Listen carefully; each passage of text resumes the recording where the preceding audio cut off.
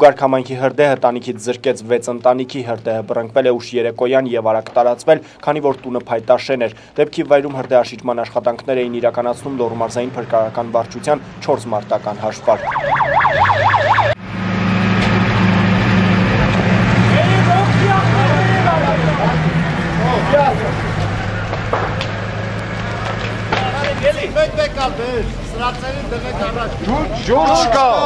Երկրաշարժից հետո կառուցված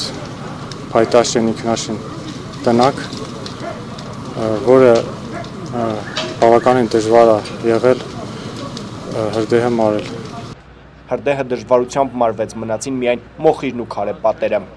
Ասֆալտի վրա մնաց, մարդը տեղ չունի, ինչ պետք է անի։